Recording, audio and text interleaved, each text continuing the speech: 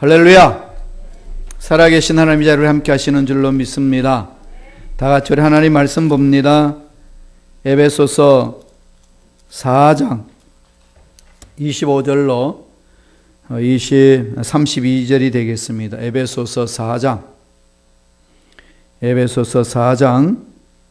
25절에서 32절까지 말씀. 신약 성경 314페이지 에베소서 4장입니다. 4장 25절로 32절까지 말씀 다 같이 한 목소리로 합독하시겠습니다. 그런즉 거짓을 버리고 각각 그 이웃과 더불어 참된 것을 말하라. 이는 우리가 서로 지체가 됨이라. 분을 내어도 죄를 짓지 말며 해가 지도록 분을 품지 말고 마귀에게 틈을 주지 말라. 도둑질하는 자는 다시 도둑질하지 말고 돌이켜 가난한 자에게 구제할 것이 있도록 자기 손으로 수고하여 선한 일을 하라. 무릇 더러운 말은 너희 입 밖에도 내지 말고 오직 덕을 세우는데 소용되는 대로 선한 말을 하여 듣는 자들에게 은혜를 끼치게 하라. 하나님의 성령을 근심하게 하지 말라. 그 안에서 너희가 구원의 날까지 인치심을 받았느니라. 너희는 모든 악독과 노함과 분냄과 떠드는 것과 비방하는 것을 모든 악의와 함께 버리고 서로 친절하게 하며 불쌍히 여기며 서로 용서하기를 하나님이 그리스도 안에서 너희를 용서하심과 같이 하라. 아멘. 이 말씀으로 영성은 삶으로 드러난다. 영성은 삶으로 드러난다라는 제목으로 내 말씀을 나누겠습니다. 우리가 지금 살고 있는 세상 21세기로 그러잖아요. 21세기인데 21세기는 참 사상적으로도 이렇게 여러 가지 혼란스럽습니다. 20세기만 해도 이제 과학적으로 이게 주체가 있고 다음에 객체가 있고, 그러니까 주인이 있고 대상이 있고 절대 진리가 있고 시간과 공간이 구분이 되어서 모든 이 가치 체계를 설명했는데 지금은 그걸 다 허물어졌어요. 다 허물어졌습니다. 그러다가 보니까 과거 일이 현재 일어나고 미래 일이 현재에 앞당겨지고 막 이러면서 시간이 막 이렇게 뭉쳐져서 움직이죠. 영화에 또 TV 드라마에 이런 것이 지금 요새 많이 나오고 있습니다. TV 드라마를 보면은 이런 것들을 중심으로 해서 그걸 꾸미고 영화도 그렇게 만들어 갑니다. 그게 이제 현대 후기 이후의 시대다. 21세기. 엄청나게 바뀌죠. 과학 문명은 엄청나게 발전됐습니다. 2030년 되면은 유엔에서 정의하기를 인간 생명을 130세까지로 이렇게 규정을 합니다.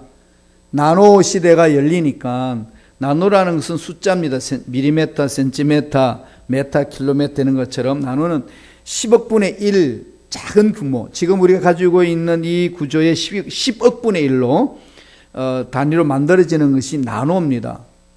그런 나노 시대가 열려지면 어떤 일이 일어날까요? 이 아이폰이나 아이패드 같은 거는 10억 분의 1로 축소해버리면 눈에도 안 보이죠? 먼지 같습니다. 그러니까 눈에도 안 보이는 그만한 사이즈의 우리 모든 인체의 이 요소들을 다 입력시킬 수 있다는 거죠. 그러니까 도서관에 있는 모든 책들이 그 안에 다 집어넣을 수 있습니다. 그런 기술이 이제 개발이 되는데 그런 걸 저와 여러분이 주사기로 핏줄 속에 집어넣으면은 실핏줄까지 돌아다니면서 바깥에서는 조절하고 안에 돌아다니면서 혈당 다 조절하고 고혈압, 저혈압 다 이젠 잡아내죠.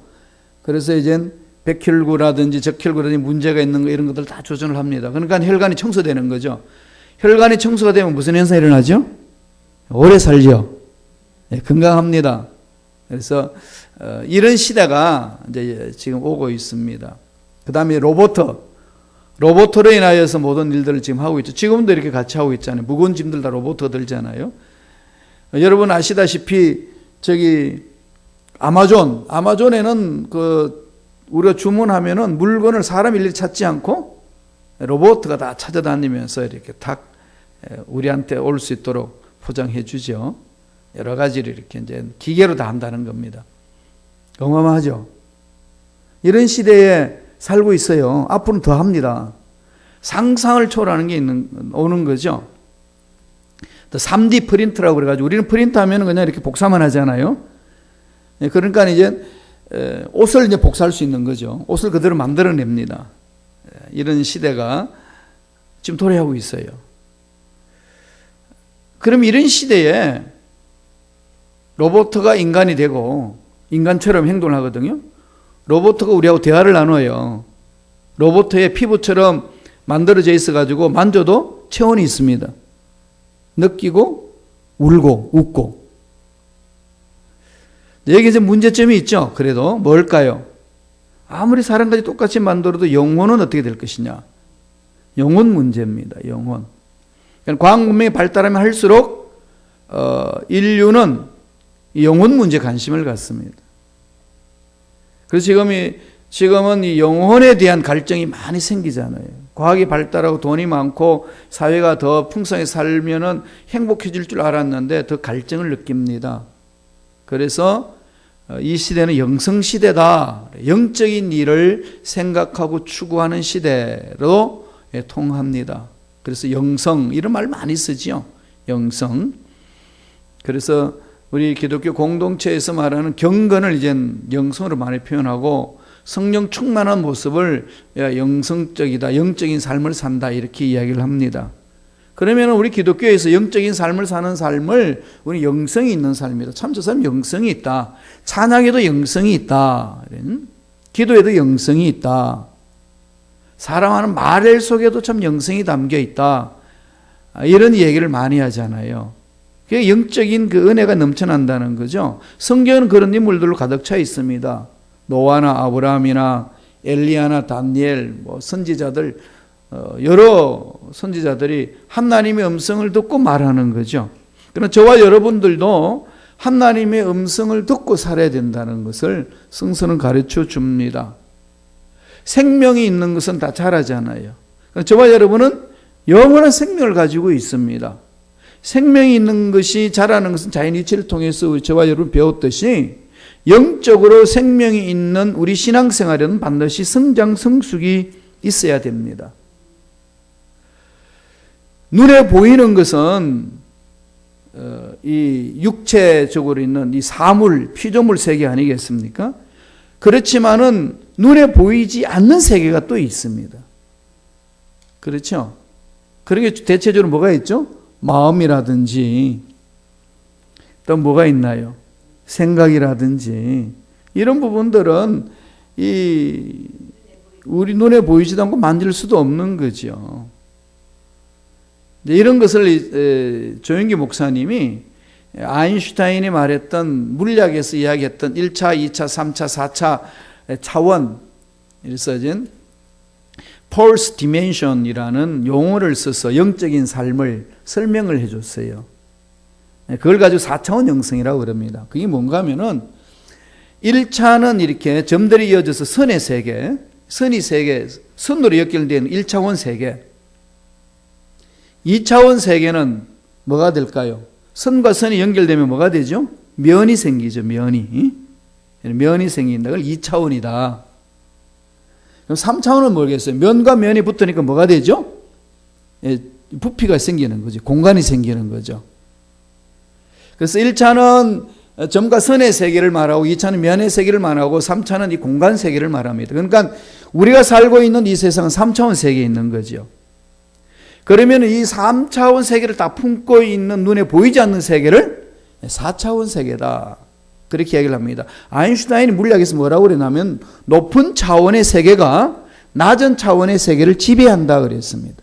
3차원이 2차원을 지배하고 2차원이 1차를 지배합니다. 그러면 3차원 우리의 삶을 누가 지배할까요? 4차원이 지배하겠죠.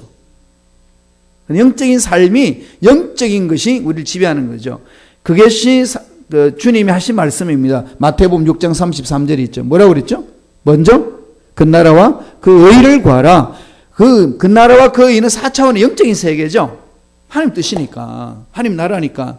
그래 하면은 이 모든 것, 필요한 모든, 입고 먹고 잠자고 앞날 행복하게 살아갈 수 있는 이 세상의 물체적인 모든 것, 3차원 세계는 형통하리라. 예, 더 하신다고 그랬잖아요. 풍성히 채워주신다는 거죠. 그러니까 3차원의 행복은 어디에 달려있죠? 4차원 영적인 세계에 의해서 이루어진다는 거죠. 그래서 영성을 많이 추구하는 겁니다. 요한 3서 2절에 보면은 영혼이 잘된 같이 범사가 잘되고 강건한 거죠. 그러나 범사가 잘되고 강건하면 어디에서 잘 돼야 되는 거죠? 영혼의 문제죠.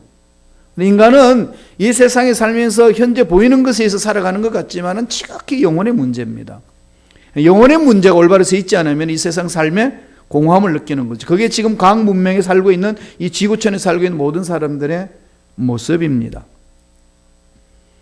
그러면 3차원의 이 세계를 우리가 행복하게 살면, 즉 우리의 이 지상의 삶을 행복하게 살기 위해서는 어떻게 되겠죠? 3차원을 다스리는 4차원의 영적 세계에 몰입해야 된다는 겁니다. 4차원 영적 세계에 들어가야 되는 거죠. 우리는 영적 존재죠. 창세기 2장 7절에 뭐라고 그랬습니까? 땅의 흙으로 사람을 만들어서 그 코에 생기를 불어넣었더니 생명이 된지라. 땅의 흙, 먼지라고 그러잖아요. 아파르민 아담, 이래서 하담, 아다마에서 땅으로부터 온 먼지. 그래서 니샤마임 생기를 불어넣었더니 네페시, 생명이 됐더라. 사람이라, 네페시, 온전한 사람이다.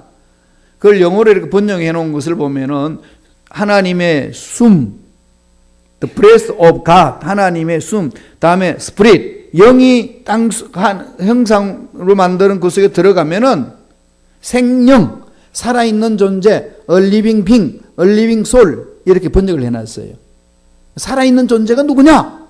사람이다, 아담이다, 이렇게 이야기를 하는 거죠. 그래서 땅은 아다마에서 생기를 불어넣었더니 아담이 왔습니다. 아담은 아다마에서 온 거죠. 전부터 말씀드렸지만 일본 아다마, 그 부분 아니에요. 그거는 이제 해들을 말하지만은 아담은 히브리 말로는 흙입니다. 흙에서 아담이 왔어요. 그리고 통칭 사람이고 아담 이름으로 됐고, 아담이라는 뜻은 사람이라는 거예요. 그러니까 아담이라는 사람은 흙과 하나님의 영이 성령이 뭉쳐진 거죠. 인간이라는 것은 영에 달려 있다는 겁니다. 이 영의 문제가 해결되지 아니하면은 세상 끝 아무리 채워도 만족이 없는 거죠. 행복 없습니다.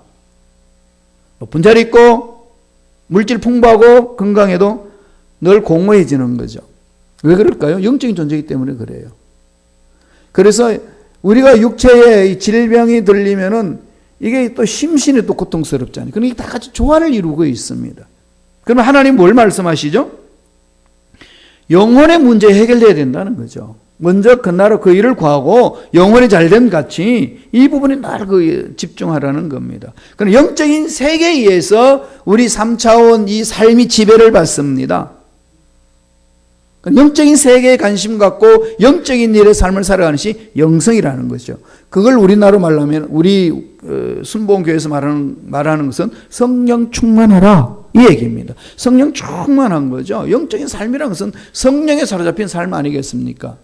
성령을 따라 행하는 삶, 이게 영성의 깊이가 있는 사람이죠.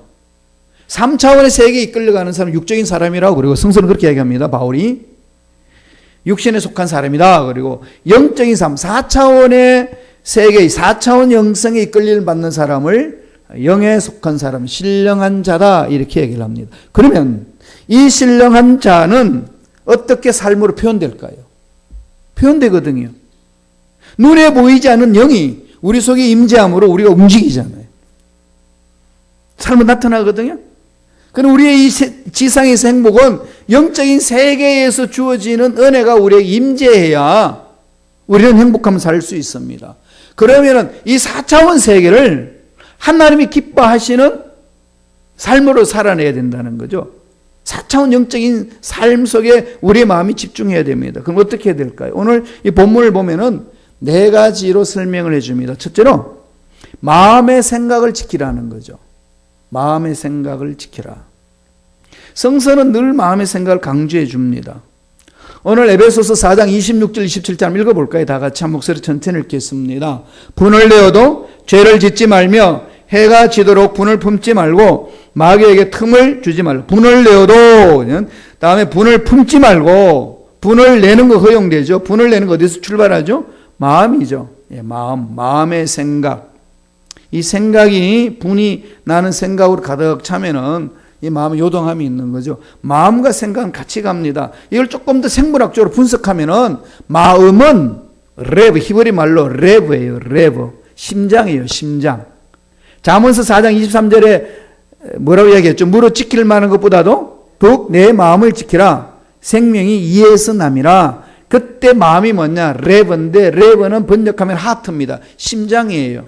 그럼 생각은 어딜까요? 뇌, 두뇌예요. 그죠?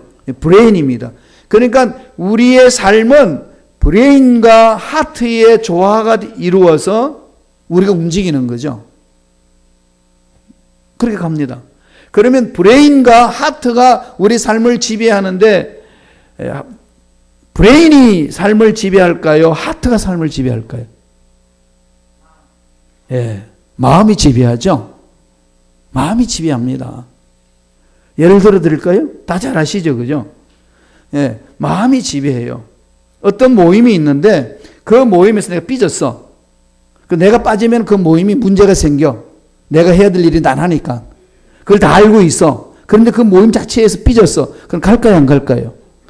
안 가요. 왜 안 가죠? 마음이 삐져니까. 마음이 생각을 잡습니다. 부부가 싸웠어요. 그래서 부인이 너무 화가 나서, 그래서 방에 들어가서 이불 덮어서 자. 저녁 때가 돼서 밥을 안 해. 해야 안 해요. 왜 치심 뚝 떼고 있어. 밥을 하고 이불 덮어서 자잖아요. 그러면 누워있으면서 무슨 생각을 하죠? 저 인간 굶어봐라. 내가 밥을 안 하면 굶지. 알까요, 뭘까요? 알지요. 그런데 밥을 해줘야 되는데 하나요, 안 하나요? 안 해요. 왜요? 머리는 밥을 해야 된다는 걸 알지만 마음은 no. 마음에 끌리는 거죠. 이런 것이 우리 삶의 전부입니다. 인간관계에서 다 그래요. 신앙생활도 마찬가지고요.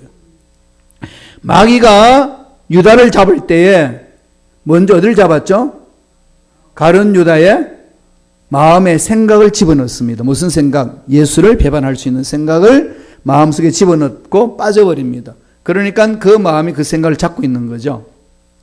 예수하고 나는 같이 갈 수 없다. 배반하는 거죠. 그런데 우리 민족에서 이야기하고 있는 그 일들은 마음먹기에 달려있다. 이게 참 성서적이에요. 마음먹기에 달려 있습니다. 여러분 그런 거 많잖아요. 마음으로 딱 강해지면요. 이겨냅니다. 마음이 지면 져요. 그건 다 알잖아요. 그죠? 마음이 강하면 이겨냅니다. 성령 충만하면 마음이 강해져요. 그럼 마음이 강해지면 마귀가 못 들어옵니다. 왜 마귀가 들어서 괴롭힐까요? 마음이 약한 사람한테 마귀가 들어가요. 흔듭니다. 마음이 강하면요. 절대로 마귀 공격 못해요. 성령 충만하면은 성령 열매를 맺히잖아요. 사랑과 희락과 평과 오래 참음과 자비와 양성과 충성, 온유, 절제. 어디 있죠? 다 마음이 있는 거죠. 그 사람 인격이잖아요. 성품이잖아요. 한국말로 말하면 내공을 말합니다. 내공.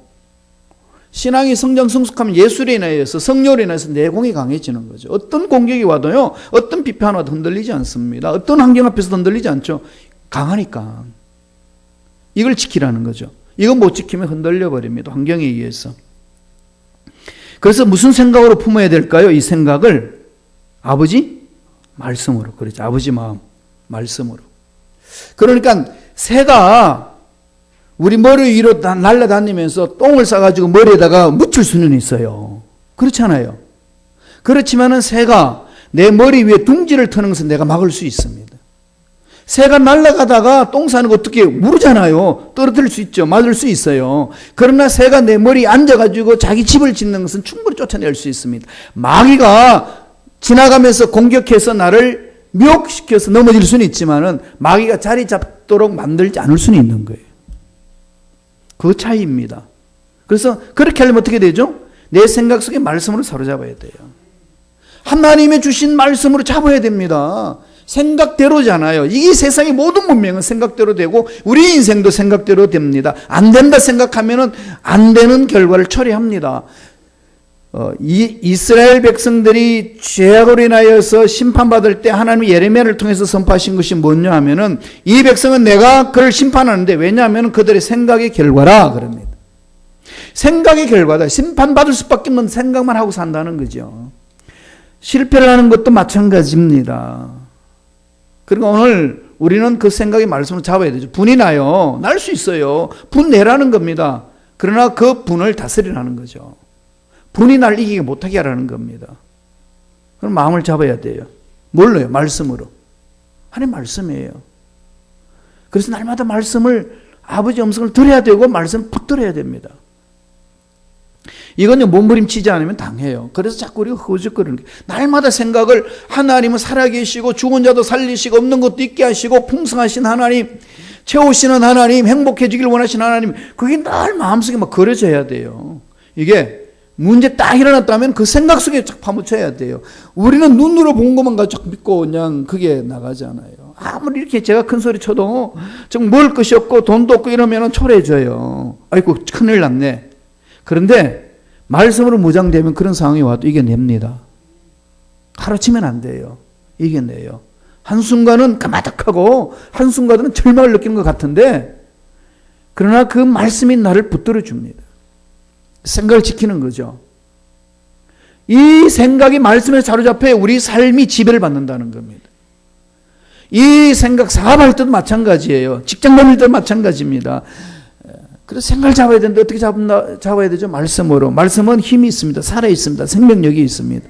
히브리서 4장 12절 보세요. 잘 아시는 말씀이잖아요. 날마다 이 말씀 외우세요. 히브리서 4장 12절 다 같이 읽습니다. 하나님의 말씀은 살아있고 활력이 있어 좌우의 날선 어떤 것보다도 예리하여 혼과 영과 및 관절과 골수를 찔러 쪼개기까지 하며 또 마음의 생각과 뜻을 판단하라니. 우리의 마음의 생각 분별해 주시고 이끌어 주시는 말씀이에요.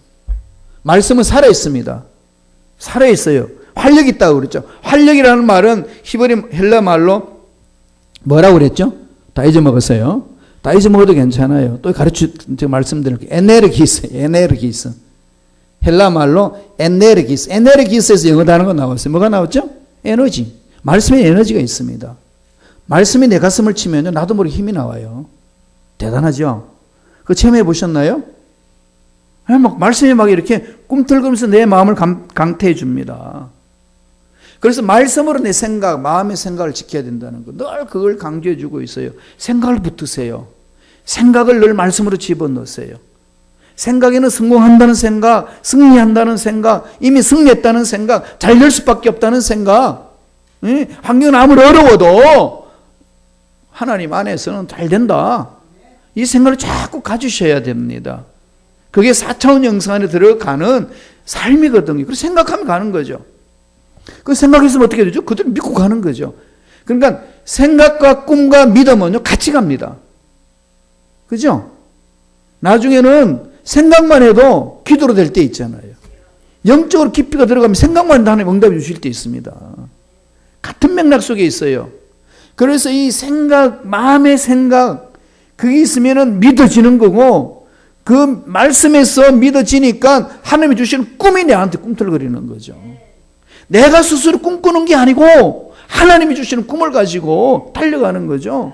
그럼 마음판에 새기는 그 생각이 꿈을 갖게 하잖아요. 하나님이 말씀을 통해서 주시는 거니까. 비전이라고 그런 겁니다. 그 꿈이 살아있는 거죠. 말씀이 살아있기 때문에 그렇습니다. 에네르기스, 살아있다는 것, 강타합니다. 힘이 나요. 육체적으로 힘이 난다니까요. 이런 말씀으로 내 자신을 자꾸 이렇게 갖고 가셔야 두려움에서 벗어날 수 있습니다. 자유함을 얻을 수 있어요. 그냥은 안 됩니다. 두 번째 뭘 하라는 거죠? 은혜로운 말을 하라는 겁니다. 은혜로운 말. 생각이 있어. 마음속으로 그 잘 될 것이라는 생각이 왔으면 어떻게 해야 되죠? 믿어야죠. 믿고 믿습니다. 약속의 말씀 믿으니까 믿고 어떻게 하죠? 다음 단계로? 입술로 선포하는 겁니다. 입술로 선포하세요. 하나님은 민수기 14장 28절에서 뭐라고 그런 줄 아십니까? 너희들이 무슨 말을 하든지 내 귀에 들리는 대로 내가 다 해줄게. 예, 무슨 무시무시한 말씀이죠. 그러면서도 우리는 너무나도 감동이 있고 힘이 나는 말씀 아닙니까? 내 입에서 하는 말, 하나님은 들으시고 그대로 하시겠다는 겁니다. 그 이스라엘 백성들이 출애굽할 때 광야에서 불평불만하고 막 그러니까 모세가 막 죽겠다고 더 이상 못 이끌어 가겠다 하니까 하나님이 모세에게 약속합니다. 내가 내 이름으로 맹세하는데 너희들 백성들에게 가서 이야기해라. 무슨 말을 하든지 내 귀에 들리는 대로 내가 다 해줄게. 살려달라면 살려주고 죽겠다면 죽여주고 안 된다 그러면 안 되게 하고 된다 그러면 되게 하고 그렇게 하나님 약속하셨습니다. 어떻게 여러분 말씀을 하시겠어요? 하나님 다 듣고 계시는데. 코람데오 신앙으로 간다면 내가 하는 말 다 듣고 계신다는 확신하잖아요. 그럼요. 다 들으신 하나님 앞에 구하는 거죠. 오늘 사도 바울은 에베소 교인들이 뭐라고 얘기합니까? 에베소서 4장 29절입니다. 다 같이 읽어보실래요? 다 같이 우리 한 목소리 천천히 읽겠습니다. 무릇 더러운 말은 너 입 밖에도 내지 말고 오직 덕을 세우되 소용되는 대로 선한 말을 하여 듣는 자들에게 은혜를 끼치게 하라. 입에 파수꾼을 세우라는 거죠. 왜? 하나님 들으시니까. 듣는 대로 말씀하신다니까. 그리고 늘 말씀드렸지만은 이 입술로 선포하게 되면은 생명 있는 것에는 다 반응한다 그랬죠. 그죠? 진동으로 연결돼 가지고 반응을 합니다. 물도 우리가 자꾸 선포하면은 이 물에 반응을 한다는 것이 실험을 하잖아요. 이 물을 생수다 그러면 생수, 육각수로 만들고 이는 사탄의 물이다, 파괴적인 물이다 그러면 파괴되고. 화초를 키우는데 실험했죠. 다 언어학자들과 식물학자들이 이건 참 예쁘다. 그래서 사랑해주고 물 주고 이러니까 풍성하게 잘 자라는데 한쪽을 매일 저주하는 거지. 비틀어 죽어버려라. 말라 죽어버려라. 그럼 물 줬는데도 말라 비틀어 죽고 여기는 풍성히 자랍니다. 은혜의 힘이죠. 말의 힘입니다. 이 말의 힘이 어디서 왔죠? 하나님이 말씀으로 창조하셨고 하나님의 형상대로 지원받은 저와 여러분에게도 그 말씀의 능력을 주셨습니다. 그래서 말씀이 살리고 죽이고 하는 거죠. 주님이 마태복음 12장 36절에 뭐라고 그랬습니까? 너희들이 무슨 무익한 말을 하든지 한번 읽어볼래요? 다 같이 시작. 내가 너희에게 이르노니 사람이 무슨 무익한 말을 하든지 심판날에 이에 대해 내가 신문을 받으리니. 이거 꼭 외워놓으세요. 이 말씀만 읽으면 이제 가슴이 쓰러지는 거죠. 저는 말을 많이 하는 사람이잖아요. 여러분보다도 말을 더 많이 하는 사람이에요. 말이 많으면 실수가 많아요. 그럼 저도 모르게 실수할 때 많다고요. 그럼 실수해도 하나님은 뭐라고 하죠? 무슨 무익한 말을 하든지 심판날 이에 대하여 신문하시겠대. 날마다 이걸 하나님 앞에 가져가서 이렇게 용서를 구하는 거죠. 혀를 고쳐달라고. 정말 혀를 제가 고치겠습니다. 하나님. 몸부림치지 않으면요 마지막 날에 여기 대해서 우리는 심판 벗어날 길 없습니다. 말에는 창조성이 있습니다. 말을 잘해야 돼요. 사람이 영적으로 영성이 있느냐 없느냐는 말에 따라서 결정이 됩니다. 말 속에 믿음이 있는 거지요. 사업이 환경을 안 된다고 날마다 안 된다고 선포하면요 안 돼요. 직장생활 어렵다 정말 어려운 일들 일어납니다. 내 앞길 막힌다 하면 정말 막힌 일만 일어나고요. 돈 없다 그러면 있는 돈도 없어져요. 그러니까 그런 환경에 의해서 좌지우지하지 당하지 말라는 거죠. 선포하라는 거예요. 믿음으로. 하나님이 책임져 주신다.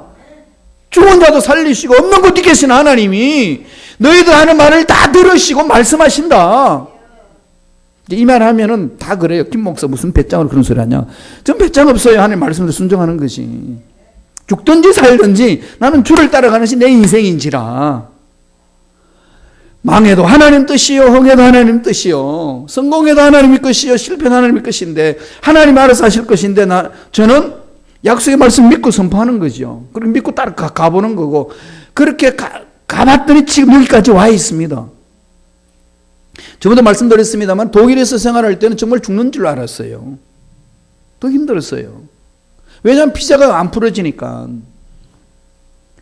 걔는 비자를 건드려가지고 그냥 학생 비자도 다 날려버리고 그냥 외국 관청에다가 처박혀 있고 소식도 없고 우리 교수님이 알아봐도 그게 처박혀 있어서 어떻게 할 수도 없대요. 빼도 박지도 못하는 상황이지. 그러니까 저의 심정은 뭐죠? 독일 정부에서 너 나가 그럼 나가야 되는 그런 상황이었어요. 그런 세월을 7년간 살았습니다. 물론 합법적이죠. 그런데 그 속에서 공부 다 하고 목회 잘 마무리 짓고 공부 다 학위 받고 한국으로 갔습니다. 그 순간은 지금은 제가 이렇게 쉽게 말하지만은 그 순간 어떻게 했어요? 여러분 상상해 보세요. 뿌리가 잘렸는데, 그죠? 뿌리가 잘렸는데 이게 어디 가서 어떻게 정착할지 모르고 늘 공부를 해도 늘 한켠에는 그 고민이 있는 거죠. 이거 어떡하지? 시험 보다가 보기 전날 나가라고 그러면 시험 어떻게 보나? 이 갑자기 생각이 와요. 그냥 시험 보는 전날에 이 무지막지한 이 어려운 상황들, 그때마다 하나님은 내 인생의 주인이십니다. 하나님 이루어 주실 줄로 믿습니다. 선포하는 거죠. 말은 창조력이 있습니다. 그럼 환경 보고 하지 말고 말씀을 붙들고 가는 거죠. 말씀을 붙들고 하나님의 약속의 말씀을 붙들고 갑니다. 선포합니다. 귀에 들리는 대로 해주시겠다 하지 않았습니까? 그냥 선포합니다. 이루어지가 여쭈옵소서. 말의 창조성이 있습니다. 그러니까 우리가 말을 잘 못하니까 오순절날 마가다락방에 성령이 강하게 임하니까 제일 먼저 고쳐주는 게 뭐죠? 방언을 주잖아요. 성령의 언어로 우리 혀를 잡아주잖아요. 성령이 말하게 하심을 따라 말하는 것이 방언입니다. 방언은 내가 말하는 게 아니고 성령이 말하게 하시는 걸 하는 거거든요. 방언하세요. 여러분 성령이 임하면 방언 다 하게끔 되어 있습니다. 자기가 자꾸 그냥 안 하려니까 안 하는 거지. 그냥 혀를 하나님께 맡겨봐요. 자기가 원하는 방언 하려고 그러지 말고 하나님 무슨 말을 주든지 제가 하겠습니다 하고 하나님께 혀를 맡겨보세요. 성령께. 그러면 성령께서 혀를 사로잡습니다. 성령이 하시는 역사거든요. 왜? 혀는 사람을 살리기도 하고 죽일 수 있기 때문에 먼저 혀를 사로잡습니다. 영적인 은혜를 체험하고 이 지상에서 행복을 누리려면요 혀가 잡혀야 돼요. 그래서 사도 바울이 그러지 않습니까? 더러운 말은 입 밖에도 내지 말고 덕을 세우는데 소용되는 대로 선한 말을 하여서 듣는 자들에게 은혜를 끼치게 하라. 하나님이 기뻐하시는 말을 자꾸 하는 거죠. 성령 충만한 자의 혀는 하나님을 영화롭게 하고 나를 살리고 남을 살리는 말을 합니다. 그렇죠? 그런 사람들하고 같이 있으면 그런 긍정적인 기운이 나에게 막 오잖아요. 에너지가 막 들어옵니다. 그렇지 않고 혀로 막 죽이고 자꾸 이렇게 저주스럽고 짜증나고 이런 말을 하게 되면 내 에너지가 뺏겨요. 그때는 차단하세요. 그래서 말로 승리해야 된다는 거. 은혜로 말로 하라. 세 번째는 뭘 하라는 거죠? 성령을 근심하게 하지 마라. 영적인 삶으로 드러낼 수 있는 것은 성령의 이끌림이에요. 지금 저와 여러분 삶은 누가 이끌고 있는 자신을 알고 있어요. 돈이 이끄시나요? 문제가 이끄시나요? 내 욕구가 이끌어가나요? 아니면 성령이 이끄시나요? 성령은 우리 삶을 보호하시고 인도해 주십니다. 에베소서 4장 30절 다 같이 보죠. 다 같이 한 목소리 천천히 에베소서 4장 30절 읽겠습니다. 하나님의 성령을 근심하게 하지 말라. 그 안에서 너희가 구원의 날까지 인치심을 받았느니라. 근심시킨다는 거죠. 그러니까 우리가 하나님 말씀대로 살지 않고 입술을 지키지 못하면 성령이 탄식한다는 거죠. 성령이 슬퍼하고 성령이 근심합니다. 그럼 떠나게 되는 거죠. 성령님은 인격적인 분이에요. 그냥 이렇게 능력으로 있는 게 아니라 인격적으로. 사역에서는 능력이지만은 모든 일에 있어서는 하나님이시기 때문에 인격적이잖아요. 생각하시고 느끼시고 결단하시고. 그래서 성령님을 인격적으로 만나야 됩니다. 인격적으로 만나는 게 뭐죠? 날마다 성령님 인정합니다. 하나님으로 인정합니다. 그리고 환영하고 모셔드립니다. 그 다음에 의지합니다. 이런 순서를 외우세요. 지정의. 먼저 깨닫는 거죠. 인정하는 거죠. 성령님이 하나님이심을 인정합니다. 그래서 성령님이 인정합니다. 그 다음에 마음으로 느끼는 거 환영하고 모셔드립니다. 그 다음에 의지합니다. 성령님 인정합니다. 환영하고 모셔드립니다. 의지합니다. 이게 성령과 깊은 교제 이루는 삶이에요. 성령이 이끌려가는 거죠. 그래서 그냥 아침에 일어나면 Good morning, Holy Spirit. 그냥 Let's go, Holy Spirit. 일하러 가실 때 날마다 성령. 저도 강당에 올라올 때마다 성령님 함께 가시지요. Let's go, Let's go, Holy Spirit. 일하러 가실 때도 늘 그렇게 하셔야 돼요. 힘들고 어릴 때마다 자꾸 성령을 그렇게 의지하시는 거죠. 성령이 나의 생각을 붙들어 주시고 인도해 달라고. 그러면 성령이 내에게 소망이 넘치는 꿈을 엄청나게 부어 주시는 거죠. 내가 꿈꾸는 게 아니라 성령이 주시는 꿈을까지 달려갈 수 있게끔 만듭니다. 성령이 주시는 꿈이 내 가슴판에 새기면은요, 내 인생이 꿈이 이끌고 가는, 꿈을 내가 이끌고 가는 게 아니라 꿈이 내 인생을 이끕니다. 꿈이 내 인생을 이끄는 거죠. 그게 기적이 있는 거 아니겠습니까? 로마서 15장 13절 같이 읽어보죠. 한 목소리 읽습니다.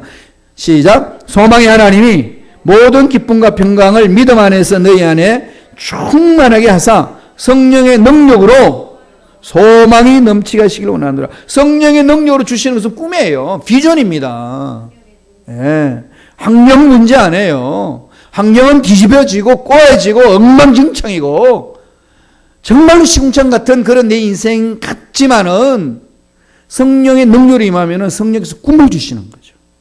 그래서 그 꿈이 내 인생을 이끌고 가게 합니다. 그리고 꿈을 주시면은 날마다 그 꿈을 생각하고 그 꿈이 될 줄로 믿고 입술로 선포하며 사는 겁니다. 이게 영적인 세계에 들어가는 거죠. 그럴 때의 3차원 이 세계를 지배할 수 있다고 가르칩니다. 이 모든 힘이 뭘까요? 바로 서로 용서라는 겁니다. 용서라는 게 뭐냐? 네 번째로는 서로 용서. 왜 용서라고 그랬을까요? 담을 흘으라는 거죠. 하나님과 우리는 사이는 용서받은 사이입니다. 죄로 인하여서 절단됐는데 예수님 오셔서 화해시켜 줬잖아요. 그 사랑을 체험했으면은 우리 모두도 풀어야 되는 거죠. 용납하고 용서하는 겁니다. 할 수 있을 만큼 하면 돼요. 체험한 만큼 하면 됩니다. 그리고 그런 기회를 달라고 기도하시고, 형식적으로 한번 해봤어 이러지 마시고요. 기도하세요. 서로 용서하지 못하는 그런 관계가 있으면은, 껄끄러움이 있으면은 그냥 용기 내서 달려가는 것도 중요하지만 그보다도 먼저 기도하세요. 하나님, 참으로 마음속에서 용서할 수 있는 넓은 마음을 나에게 심어달라고. 인간적인 힘으로 안 됩니다. 오늘 사도 바울이 방법을 가르쳐주고 있어요. 에베소서 4장 32절입니다. 다 같이 한번 읽어보죠. 한 목소리로 천천히 읽습니다. 서로 친절하게 하며 불쌍히 여기며 서로 용서하기를 하나님이 그리스도 안에서 너희를 용서하신 것 같이 하라. 그러니까 용서하기 전에 먼저 뭘 우리가 체험해야 되죠? 하나님이 날 용서했다는 사실을 체험하는 거예요. 이거 없이 나 용서 안 됩니다. 용기가 있어서 용서하지만 형식적으로 한두 번 해볼 수는 있지만 실질적으로 마음속 깊은 곳에서 안 터져나가는 거죠. 그러려면 먼저 내 마음속에서 용서의 사랑이 있어야 됩니다. 하나님이 나를 용서해 주셨다는 사랑을 체험해야 되는 거죠. 그래서 신앙생활은 사랑 체험이라고 그랬잖아요. 먼저 사랑으로 내가 용서받았다는 체험. 그렇게 어마어마한 죄를 지었는데도 하나님이 나를 용서해 주셔서 받아주셨습니다라고 하는 그 체험. 이 사랑이 나의 마음을 두들길 때는 모든 사랑을 품을 수 있는 용기가 있고 넉넉한 마음이 있습니다.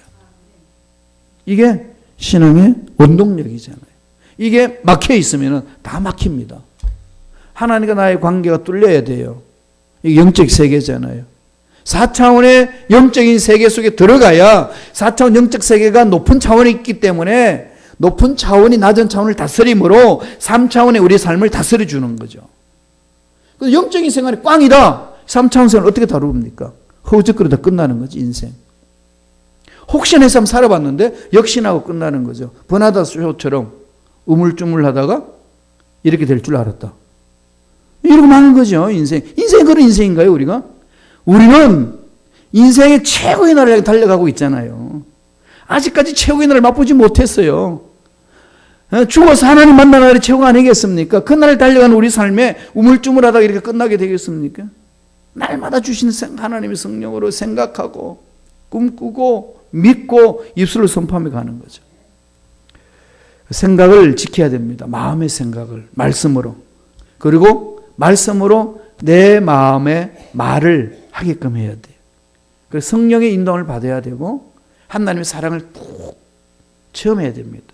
그래서 내가 나를 용서하고, 내가 나를 용서 잘 못하잖아요. 내가 나를 용서해야 됩니다. 하나님 사랑이 있어야 내가 나를 용서해. 못난 모습, 잘못된 모습, 실수한 모습, 실패한 모습, 그걸 혼자 생각하면 내가 용납이 안 되는 게 얼마나 많습니까? 하나님의 사랑에 들어가면 내가 나를 용납할 수 있어요. 내가 나를 안아야죠. 그 사랑 체험하면 이웃 사람들도 안을 수 있습니다. 이게 영적 세계로 승리를 향해 달려가는 겁니다. 이런 멋진 삶을 살아내는 저와 여러분들 간절히 축원드립니다. 기도하겠습니다. 하나님 아버지 감사와